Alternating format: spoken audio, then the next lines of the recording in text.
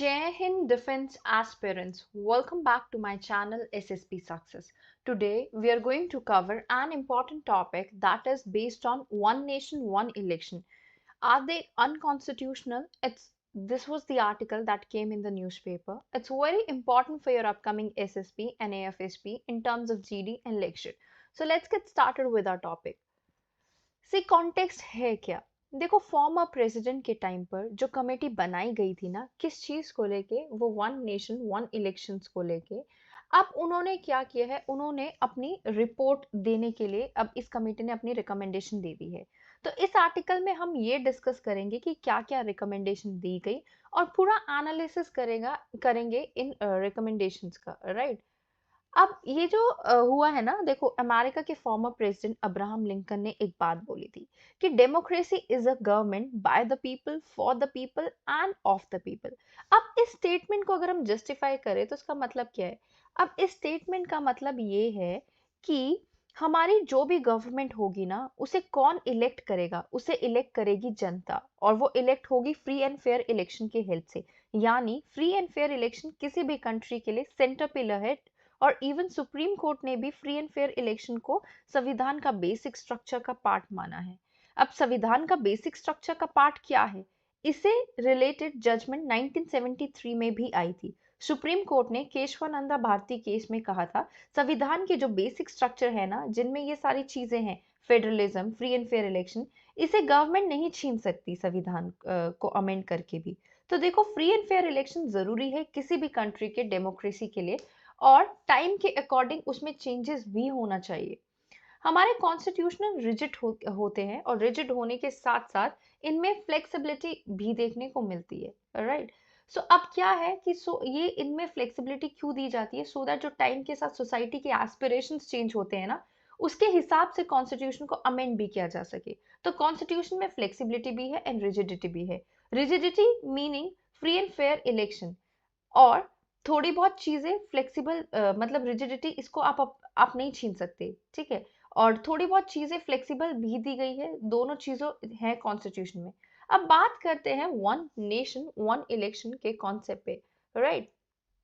अभी देखो अगर हम बताएं, ये जो आपका वन नेशन वन इलेक्शन का कॉन्सेप्ट है ना, ठीक है। जब देश आजाद हुआ तो देश के सभी स्टेट में एक ही पार्टी की गवर्नमेंट थी, इंडियन नेशनल कांग्रेस। और इलेक्शन सभी गवर्नमेंट के साथ एक साथ होते थे, स्टेट के भी और सेंटर के भी। और 1967 तक ऐसा ही होता चला गया, राइट। लेकिन बाद में अलग अलग स्टेट में दूसरी पार्टीज एंड कोalition गवर्नमेंट बनना शुरू हो गई। इसके साथ ये देखा गया कि ये जो था ना 5 इयर्स कोई गवर्नमेंट चली नहीं, तो फिर इलेक्शन जो थे ना वो 5 साल से पहले करवाने पड़े। तो 1967 के बाद से एक साथ इलेक्शन का सिस्टम थोड़ा गड़बड़ा गया। और अब ये देखो ये हाल हो गया है हमारी कंट्री में, एवरेज हर 5 मंथ में एक इलेक्शन होता है। आखिरकार वन नेशन वन इलेक्शन की जरूरत क्यों पड़ रही है और इसके बेनिफिट्स क्या हैं, राइट। अगर हम इसके बेनिफिट्स की बात करें तो आप पहले बात तो अगर आप इसके बेनिफिट्स की बात करें तो अगर हम हिस्टोरिकल कॉन्टेक्स्ट देखें ना, तो रामनाथ कोविंद जी की जो रिपोर्ट है उसमें ये मेंशन है, क्या चीज, कि जो 1932 की फ्रेंचाइजी कमेटी थी ना, सेंट्रल एंड प्रोविंशियल दोनों के इलेक्शन साइमल्टेनियसली इलेक्ट करने के लिए उन्होंने रिकमेंड किया था।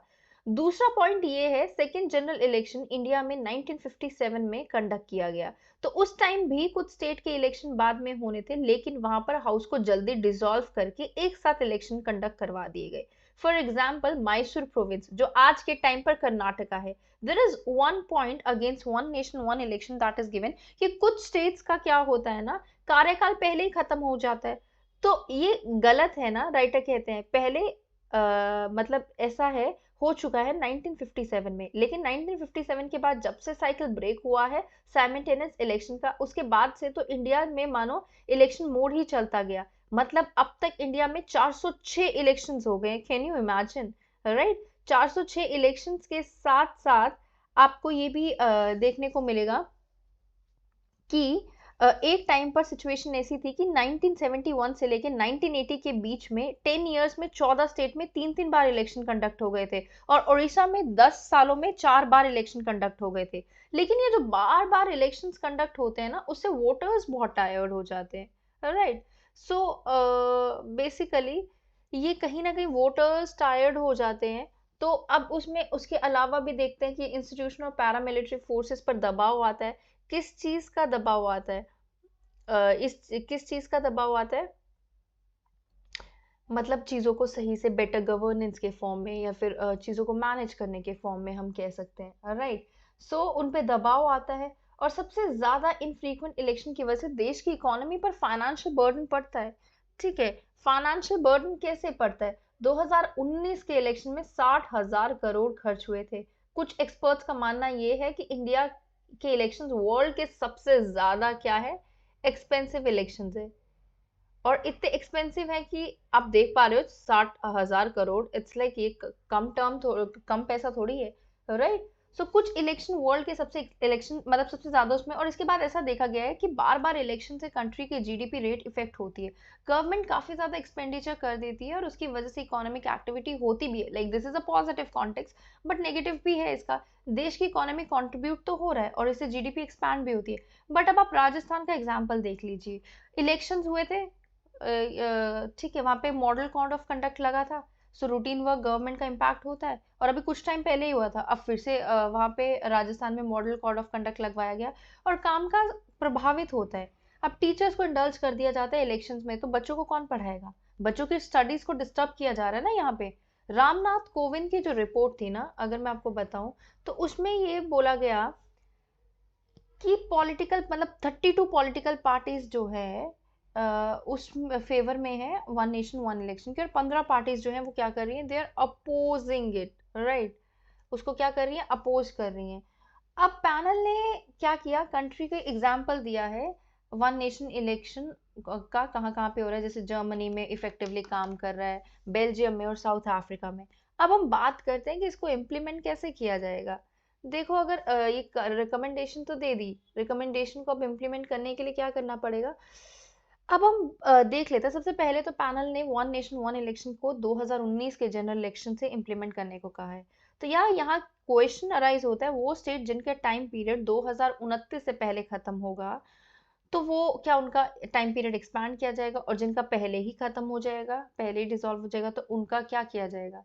तो रामनाथ कोविंद की जो रिकमेंडेशन है वो ये कहती है कि आर्टिकल 33, जिसमें बोला गया है कि लोकसभा के इलेक्शन हर 5 साल बाद कंडक्ट होंगे, और कॉन्स्टिट्यूशन के इलेक्शन वन आर्टिकल 172, जिसमें स्टेट असेंबली के इलेक्शन हर 5 साल बाद कंडक्ट किए जाएंगे। तो राइटर कहते हैं कि इस आर्टिकल को अमेंड कर दो और नया आर्टिकल ऐड करो 83A, जिसमें लोकसभा के टर्म को स्टेट असेंबली के टर्म के साथ सिंक्रोनाइज करने की बात हो। नेक्स्ट कंसर्न की बात यह है कि अगर कोई स्टेट में बीच में डिसोल्यूशन हो गया, तो रामनाथ कोविंद ने ये सजेस्ट किया, कमेटी ने ये सजेस्ट किया कि टाइम पीरियड के लिए इलेक्शन होंगे बस, जैसे 5 साल का टाइम पीरियड है, लेकिन 2.5 साल में ही वो डिसॉल्व हो गया। अब वो जो इलेक्शंस होंगे ना, वो बाकी 2.5 साल के लिए होंगे, ठीक है, ऐसा नहीं है कि पूरे 5 साल के लिए। तो इससे सिंक्रोनाइजेशन देखने को मिलेगी, राइट। अब यहाँ पे काफी सारे कंसर्न्स हैं और क्लैरिफिकेशन दी गई है कि कैसे एड्रेस किया जाए issue of hung parliament assembly. So this is there in this. Okay. So guys, that was all. I hope you like the video. If you like it, do like it, share it, and subscribe our YouTube channel SSB Success. Your likes and comments motivate us to make more and more videos on time. Thank you everyone.